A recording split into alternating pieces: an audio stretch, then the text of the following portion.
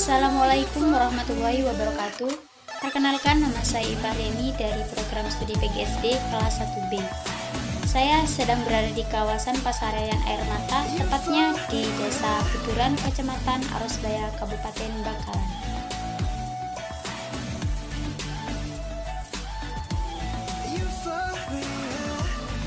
Pasarian Air Mata Epu adalah makam kerajaan yang dijadikan wisata religi di Madura.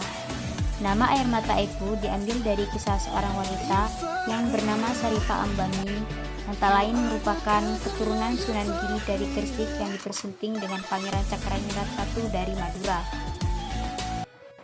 Konon, wanita inilah yang melahirkan raja-raja Madura, sehingga Sarifah Ambami ini juga kerap disebut sebagai Ratu Epu.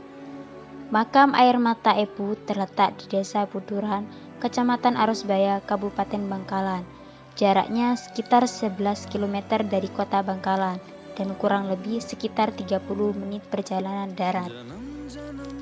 Kompleks makam kerajaan ini memuat banyak fakta dan cerita sejarah. Dalam konteks harfiah sendiri, Air Mata Epu memiliki arti yang tidak jauh berbeda dengan bahasa Indonesia, yaitu air mata ibu. Dikisahkan bahwa dahulu Ratu Epu atau Sarifah Ambami adalah seorang wanita yang taat, patuh, dan sangat mencintai suaminya. Raden Praseno atau yang lebih dikenal dengan Pangeran Cakraningrat I yang tak lain merupakan suami dari Sarifah Ambami adalah raja di Madura. Walaupun menjadi raja di Madura, beliau lebih sering berada di Mataram guna melaksanakan tugasnya. Sarifah Ambami merasa sedih karena sering ditinggal oleh sang suami. Rasa rindu dan cinta terhadap suaminya membuatnya sering merasa kesepian. Oleh karena itu, Sarifah Ambami pergi berdoa dan bertapa di Desa Buturan Arosbaya. Beliau berdoa agar suaminya selalu sehat dan keturunannya kelak sampai 7 turunan bisa menjadi penguasa di Madura. Dalam pertapaannya, beliau bertemu dengan Nabi Khidir yang memberitahukan bahwa doanya akan terkabul. Karena merasa pertapaannya cukup, beliau pun pulang dengan perasaan sangat senang. Setelah bertemu dengan suaminya yang kembali dari Mataram, beliau pun menceritakan tentang pertapaannya dengan harapan suaminya bahagia. Namun, Pangeran Cakraningrat I tidak merasa senang. Beliau marah besar dan merasa kecewa terhadap sang istri. Karena istrinya hanya mendoakan sampai 7 turunan saja, seharusnya seluruh keturunannya bisa menjadi penguasa di Madura. Akhirnya Sarifah Ambami merasa bersalah dan pergi ke tempat pertapaannya. Sarifah Ambami merasakan duka yang sangat mendalam. Siang dan malam, beliau tidak berhenti menangis sampai akhirnya beliau meninggal. Air matanya membanjiri tempat setempat dan menjadi sumber mata air sampai saat ini. Sumber air mata ibu ini juga dipercaya oleh masyarakat mampu menyembuhkan berbagai penyakit, sehingga banyak peziarah yang datang untuk mengambil air di sini. Kompleks pemakaman ini memiliki 3 halaman yang masing-masing mempunyai gapura penghubung. Pada halaman pertama, terdapat pintu gerbang berundak yang memiliki 46 anak tangga dengan ketinggian 30 meter di atas permukaan laut. Di sekitar tempat inilah terdapat bangunan yang menyimpan benda-benda pada masa Cakraningrat yang sekarang sudah berfungsi sebagai kantor. Sebelum kantor, di dekat gerbang utama terdapat tulisan, "Pengemis dilarang masuk". Hal ini dikarenakan banyak pengemis yang sering meminta-minta kepada para pengunjung.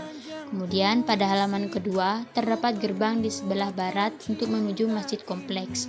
Masjid itu terletak di bawah bukit sehingga jika ingin pergi ke masjid harus turun ke bawah melewati tangga. Di sebelah barat masjid juga terdapat tulisan "Sumber Air Mata Ibu", yaitu penunjuk jalan menuju sumber air mata ibu yang sekarang dijadikan sumur pengambilan air. Sebelum masuk gerbang selanjutnya, para pengunjung diminta melapor kepada juru kunci yang bertugas. Hal ini bertujuan untuk mendata jumlah pengunjung yang datang. Kemudian pada halaman ketiga terdapat tempat pemakaman utama keluarga dari Cakraningrat. Setelah masuk halaman ketiga, terdapat tulisan yang menunjukkan bahwa pengunjung harus membuka alas kakinya sebagai bentuk penghormatan. Bentuk makam di sini menyerupai susunan candi, yaitu susunan kaki, bada, dan atap berupa dua buah nisan dengan ciri khas perpaduan bentuk dari Hindu, Buddha, dan Islam. Makam-makam tersebut dibangun di atas batu setinggi 75 cm dari tanah yang terbuat dari batu putih, kayu, dan genting. Letak makam Ratu Ibu sendiri berada di utara dengan konstruksi bangunan yang tinggi dibandingkan dengan makam yang lain. Makam beliau dikemas dengan sangat baik, mulai dari batu nisan yang memiliki arsitektur tinggi, juga dikelilingi oleh pagar besi yang ditutup dengan kain. Jalannya bersih dan sudah dikeramik. Di pinggiran jalannya juga terdapat pohon ukuran sedang yang membuat tempat pemakaman tersebut menjadi sejuk. Saat memasuki area pemakaman ini, ada beberapa kotak amal yang disediakan oleh pengurus makam, mulai dari kotak amal untuk masjid, perawatan pemakaman, dan juga madrasah yang ada di sebelah timur pemakaman. Selain itu, pemakamannya sudah dilengkapi dengan silsilah keluarga dari keturunan Raja-Raja Madura. Di sekitar makam juga terdapat air yang sudah dikemas dalam botol dan dipercaya bisa menyembuhkan berbagai macam penyakit hanya dengan membayar Rp5.000 saja. Sedangkan di luar area pemakaman sudah dilengkapi dengan beberapa fasilitas seperti toilet dan warung yang menjual berbagai makanan dan minuman khas Madura, seperti rujak kambang dan sate Madura. Ada banyak makanan yang bisa dijadikan oleh-oleh, seperti rangginang, urcuk, petis, dan kerupuk Madura.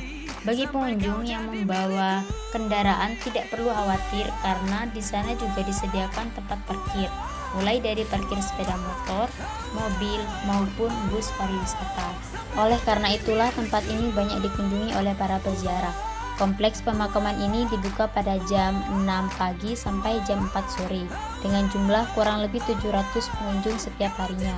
Mereka berharap dengan berziarah ke tempat ini bisa mendapatkan keberkahan, dan dengan berkunjung ke tempat ini diharapkan bagi wanita bisa belajar tentang sebuah pengorbanan dan keikhlasan, serta untuk laki-laki diharapkan mampu lebih menghargai perasaan seorang wanita. Dari saya, terima kasih. Wassalamualaikum warahmatullahi wabarakatuh.